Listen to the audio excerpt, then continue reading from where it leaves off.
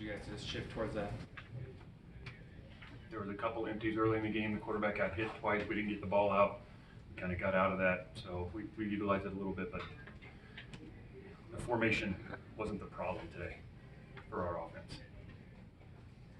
Okay, the questions in the room, go ahead. Monica Costello, AP. Coach, coming in, was this a Colorado team that you expected to see? What did you expect when you see a team come with an interim coach, a bye week? How do you prepare your team for situations like that? Like we do every week. They have good players. Mike Sanford's a good coach. Congratulations to them. They deserve credit. Well, when we prepared like we do every week, and last week we practiced really hard. When we practiced the entire week, we had a really heavy week of practice this week, and we came out and, just it's bad football, especially offensively. You can't win scoring one touchdown. It's very hard to win in this level scoring one touchdown. You got to put the ball in the end zone. Credit to them. They did it more than we did. What do you think they were able to do effectively defensively, especially when it came to kind of containing Jaden?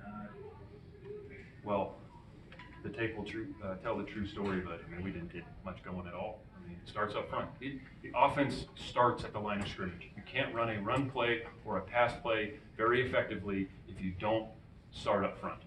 Once in a while you get an empty, cut a guy loose and let it go before the free rusher gets there, but generally speaking, you have to block the people up front in the run and the pass game, and we didn't do a good enough job of that today, and their front got after our front.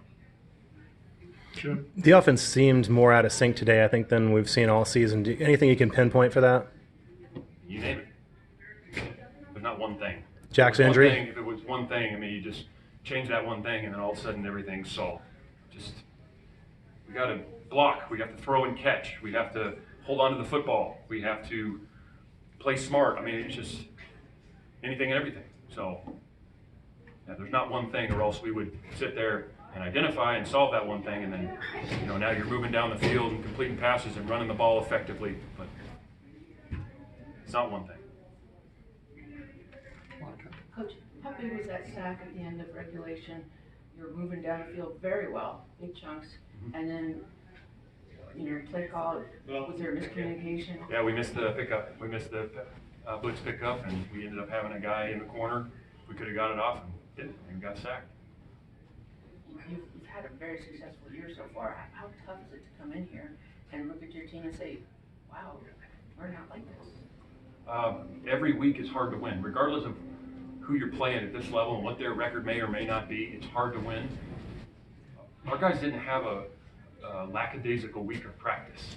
We didn't take the week off the week prior. We knew we would come in and they would have renewed energy. We'd get their best game, and everybody at this level can play. We have to execute better. We have to block, run, throw, catch, move the ball down the field, put it in the end zone. And on defense, we got to tackle on the perimeter. You got to bat the ball down on the deep ball, and that's how we got to make field goals. When you have the opportunity to kick a field goal, you make the field goal. And if you don't, you're going to get beat. I don't care who you're playing. You're going to get beat. And that's what happened. So again, you got to give Colorado credit. They did a great job, and Mike's a really good coach. And so this is not about diminishing anything they did. Give them credit, but boy, looking at ourselves, you don't win football games playing like we did today. There's no way. Coach, I know it's only been like a few minutes, but how was Colorado so effective at getting A-gap and B-gap pressure throughout the day? Well, it's going to come up on it depends on the protection, depends on the run, depends on the front. We'll look at that on the tape. But we see over and under and odd fronts all the time. There's not a ton of secrets at this level. You see these different fronts and different pressures. Some people do them more, some people do them less, and we just. They're in the best. Good. When we watch the tape, I could give you a better evaluation, but obviously it was a major issue. You're going into a tough stretch of this schedule. How do you shake this off and get the guys refocused? Come back and work at it. You show up ready to work on Monday. You eat the loss and you internalize it, and it should feel terrible. You should be outraged about how you played if you don't perform to your best, and then you got to come back and go to work. You can't, put your hood on and hide from everybody.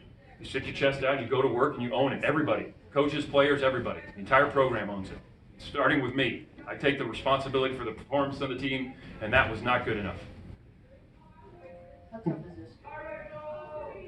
I don't know, tough's what's tough? I mean, if we don't play to our potential in any given week, you can get beat.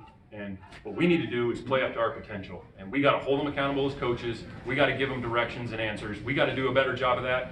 Offense, defense, special teams. And then the players have the shared responsibility of going out and executing on Saturday. Like, great practice is awesome. Effort and practice has been there.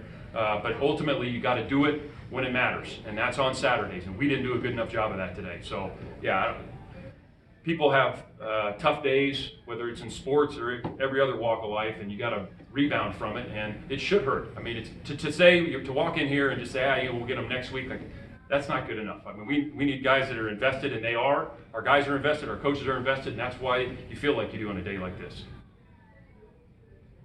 Okay, we'll go to Jeff Ferrato on Zoom. Jeff, please speak up. Justin, 2 weeks in a row, 2 games in a row rather, just could not run the ball. What alternatives, options do you have on your offensive line this week besides those guys just playing better? Well, again, if this was a personnel, we always play the guys that we think give us the best chance to win. And to say that there's, a bunch of players sitting on the sidelines that we think are better than the ones playing, that wouldn't be a correct statement. We think we have the guys in there that give us the best chance to win. Do we need to make it more competitive? Potentially, but we see them practice every single day. We've seen them the entire fall, so we know what they've put on tape. And then we have to block better, move people, pick them up in protection, get the ball gone, break a tackle, throw and catch. I mean, we got to do all the things at the skill positions as well, and it's on us as coaches, the offensive coaches, myself, to make sure that happens. So anybody, go ahead, Jeff. How your wide receiver is, Jeremiah? I don't know yet. Anybody go ahead, Jeff. I don't know yet. Anybody with a final question, either on Zoom or in the room? Okay, thank you.